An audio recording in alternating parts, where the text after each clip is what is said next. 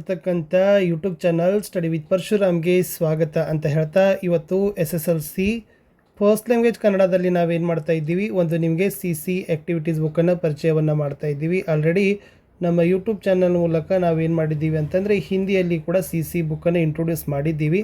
So ಅದನ್ನು ಬಹಳ ಜನ ಟೀಚರ್ಸ್ಗಳು ಕೂಡ ತೊಗೊಂಡಿದ್ದಾರೆ. ಸೊ ಕಡಿಮೆ ಬೆಲೆಯಲ್ಲಿದ್ದಾವೆ. ಸೊ ಯಾರಿಗೆಲ್ಲ ಶಿಕ್ಷಕರಿಗೆ ಈ CC ಕನ್ನಡ ಆ್ಯಕ್ಟಿವಿಟಿ ಬುಕ್ಕನ್ನು ಬೇಕಾಗಿದೆಯೋ ಅವರು ಏನು ಮಾಡಿ, ಜಸ್ಟ್ ಒಂದು ನಂಬರ್ ಕೊಡ್ತೀನಿ. ಈ ನಂಬರ್ಗೆ ತಾವುಗಳು ಏನು ಮಾಡಬೇಕು, ವಾಟ್ಸಪ್ಪಲ್ಲಿ ಮೆಸೇಜ್ ಮಾಡಿದರೆ ಸಾಕು. ಸೊ ನಿಮಗೆ ಏನು ಮಾಡ್ತಾರೆ, ಈ PDF ನಿಮ್ಮ ಶಾಲೆಯ ಹೆಸರು, ಶಿಕ್ಷಕರ ಹೆಸರುಗಳನ್ನು ಹಾಕಿ ಒಂದು PDF ಸಾಫ್ಟ್ ಕಾಪಿ ಅಲ್ಲ PDF ಶೇರ್ ಮಾಡ್ತಾರೆ. ಓಕೆನಾ? ಸೊ ಇಂಟ್ರೆಸ್ಟ್ ಇದ್ದರೂ ಈ ನಂಬರ್ಗೆ ಮೆಸೇಜನ್ನು ಮಾಡೋದನ್ನು ಮಾತ್ರ ಮರೆಯಬೇಡಿ ಅಂತ ಹೇಳ್ತಾ, ಸೊ ಮಾಡೆಲ್ ಆಗಿ ತೋರಿಸ್ತೀವಿ ಯಾವ ಥರನಾಗಿರ್ತಕ್ಕಂಥ ಚಟುವಟಿಕೆಗಳನ್ನು ಇದರಲ್ಲಿ ಸೆಟ್ ಮಾಡಿದ್ದಾರೆ ಅಂತ. ಸೊ ಫಸ್ಟಿಗೆ ರೂಪನಾತ್ಮಕ ಮೌಲ್ಯಮಾಪನ 2025-26 ಮೊದಲ ಚಟುವಟಿಕೆ ವ್ಯಾಕರಣ 1ಕ್ಕೆ ಸಂಬಂಧಪಟ್ಟಿದ್ದು. ಸೊ ಮಾನಕಗಳನ್ನು ಸಹಿತ ಕೊಟ್ಟಿದ್ದೀವಿ. ವಿಷಯದ ನಿರೂಪಣೆಗೆ 3 ಅಂಕ, ವಿಷಯದ ಆಸಕ್ತಿಗೆ 3 ಅಂಕ, ಅಂದವಾದ ಬರವಣಿಗೆ 3 ಅಂಕ, ವಿಷಯದ ಸಂಗ್ರಹ 3, ಸಮಯ ಪಾಲನೆ 3, ಒಟ್ಟು 15 ಅಂಕ. ಆಮೇಲೆ ಸೊ ಫಸ್ಟ್ ಇಲ್ಲಿ ಕೊಟ್ಟಿರ್ತಕ್ಕಂಥ ಪ್ರಶ್ನೆ, ಈ ಕೆಳಗಿನ ನಾಮಪದಗಳ ಪ್ರಕಾರಗಳಿಗೆ 5 ಉದಾಹರಣೆ ಬರೆಯಿರಿ. ಸೊ ಇಲ್ಲಿ ರೂಢನಾಮ ಇತ್ತು, ಅಂಕಿತ ನಾಮ ಇತ್ತು, ಅನ್ವರ್ಥನಾಮ. ಏಕೆಂದರೆ ಇವೆಲ್ಲ ಚಟುವಟಿಕೆಗಳು ಪ್ರಶ್ನೆಗಳು ನಿಮ್ಮ ಎಕ್ಸಾಮ್ಗೆ ಬಂದೇ ಬರ್ತಕ್ಕಂಥದ್ದೇ ಇದ್ದಾವೆ. ಎರಡನೇ ಪ್ರಶ್ನೆ, ವಿಭಕ್ತಿ ಪ್ರತ್ಯಯಗಳನ್ನು ಹಳಗನ್ನಡ ಪ್ರತ್ಯಯ, ಹೊಸಗನ್ನಡ ಪ್ರತ್ಯಯ ಹಾಗೂ ಕಾರಕಾರ್ಥಗಳೊಂದಿಗೆ ಪಟ್ಟಿ ಮಾಡಿ ಅಂತ ಇತ್ತು. ಮೂರನೇ ಪ್ರಶ್ನೆ, ಈ ಕೆಳಗಿನವುಗಳಿಗೆ 5 ಉದಾಹರಣೆಗಳನ್ನು ಬರೀಬೇಕು. ಗುಣವಾಚಕ, ಭಾವನಾಮ, ಪರಿಮಾಣವಾಚಕ ಅಂತಕ್ಕದ್ದನ್ನು ಕೊಟ್ಟಿದ್ರು.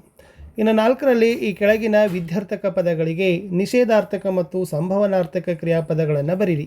ಸೊ ವಿದ್ಯಾರ್ಥಕ ಆಲ್ರೆಡಿ ಕೊಟ್ಟಿದ್ದಾರೆ, ಅಲ್ಲಿ ನಿಷೇಧಾರ್ಥಕ ಬರೀಬೇಕು, ಸಂಭವನಾರ್ಥಕ ಅಂತ ಬರೀಬೇಕು. 4ನೇ ಪ್ರಶ್ನೆ, ಈ ಕೆಳಗಿನ ಸಂಧಿಗಳಿಗೆ ಉದಾಹರಣೆಗಳನ್ನು ಪಟ್ಟಿ ಮಾಡಬೇಕಿತ್ತು. ಲೋಪಸಂಧಿ ಇದೆ, ಆಗಮ ಸಂಧಿ, ಆದೇಶ ಸಂಧಿ, ಗುಣಸಂಧಿ, ಜಸ್ವಾ ಸಂಧಿ, ಅನುನಾಸಿಕ ಸಂಧಿ. ಇವೆಲ್ಲ ನಿಮ್ಮ ಟೆಕ್ಸ್ಟ್ ಬುಕ್ಕಲ್ಲಿ ಸಿಗ್ತವೆ. 5ನೇ ಪ್ರಶ್ನೆ, ಈ ಕೆಳಗಿನ ಸಮಾಸಗಳ ಅರ್ಥವನ್ನು ಬರೆದು ಉದಾಹರಣೆಗಳನ್ನು ಬರೀರಿ. ಸೊ ಡೆಫಿನೇಷನನ್ನು ಬರೀಬೇಕು. ಕರ್ಮಧಾರೆಯ ಸಮಾಸ, ಅಂಶಿ ಸಮಾಸ, ಕ್ರಿಯಾ ಸಮಾಸ, ಅದ್ರ ವಾಕ್ಯ ಒಂದೆರಡು ಉದಾಹರಣೆಗಳನ್ನು ಕೊಟ್ಟರೆ ಸಾಕು. ಗಮಕ ಸಮಾಸ. ಇಲ್ಲಿಗೆ ಒಂದು ಚಟುವಟಿಕೆ ಮುಗೀತು. ಇನ್ನು 2ನೇ ಚಟುವಟಿಕೆಗಳನ್ನು ಸಹಿತ ನಾವು ವ್ಯಾಕರಣದ ಮೇಲಿನೇ ಕೊಟ್ಟಿದ್ದೀವಿ. ಸೊ ಅದರಲ್ಲಿರ್ತಕ್ಕಂಥ ಪ್ರಶ್ನೆಗಳನ್ನು ನೋಡ್ಕೊಂಡು ಬರೋಣ. ಅನ್ಯ ದೇಶ ಪದಗಳಿಗೆ ಉದಾಹರಣೆಗಳನ್ನು ಬರೀಬೇಕಿತ್ತು. ಅದು ಪಾರ್ಸಿ ಆಗಿರ್ಬೋದು, ಅರಬ್ಬಿ ಆಗಿರ್ಬೋದು, ಮತ್ತು ಪೋರ್ಚುಗೀಸ್ ಆಗಿರ್ಬೋದು. ಇನ್ನು ನೆಕ್ಸ್ಟ್ ಹಿಂದೂಸ್ತಾನಿಯನ್ನು ಸಹಿತ ಕೊಟ್ಟಿದ್ದಾರೆ. ಈ ಕೆಳಗಿನವುಗಳಿಗೆ ತತ್ಸಮಗಳಿಗೆ ತದ್ಭವ ರೂಪಗಳನ್ನು ಬರೀರಿ ಅಂತ ಕೊಟ್ಟಿದ್ರು. ನಿಮ್ಮ ಎಕ್ಸಾಮ್ಗೂ ಕೂಡ ಇದು ಮೋಸ್ಟ್ ಇಂಪಾರ್ಟೆಂಟ್ ಇದೆ. ಸೊ ಅದನ್ನು ನೋಡ್ಕೊಡ್ರಿ. ದ್ವಿರುಕ್ತಿಗಳು, ಜೋಡು ನುಡಿಗಳು ಮತ್ತು ಅನುಕರಣಾವ್ಯಯಗಳಿಗೆ 5 ಉದಾಹರಣೆಗಳನ್ನು ಬರೀಲಿಕ್ಕೇನು ಕೂಡ ನಾವೇನು ಮಾಡಿದ್ದೀವಿ, ಕೊಟ್ಟಿದ್ದೀವಿ.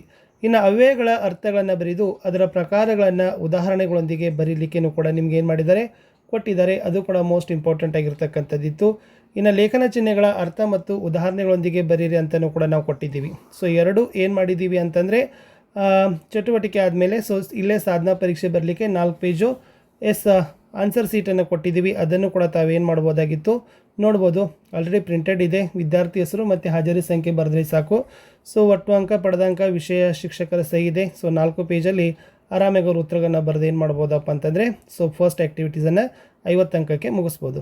ಇದೇ ಥರನಾಗಿರ್ತಕ್ಕಂಥ PDF 8 ಚಟುವಟಿಕೆಗಳಿದ್ದಾವೆ. ಸೊ ಅವುಗಳನ್ನು ತಾವುಗಳು ನೋಡ್ಬೋದು ಅಂತ ಹೇಳ್ತಾ ವಿಡಿಯೋನ ಲೈಕ್, ಶೇರ್ ಮತ್ತು ಸಬ್ಸ್ಕ್ರೈಬ್ ಮಾಡೋದನ್ನು ಮಾತ್ರ ಮರೆಯದಿರಿ.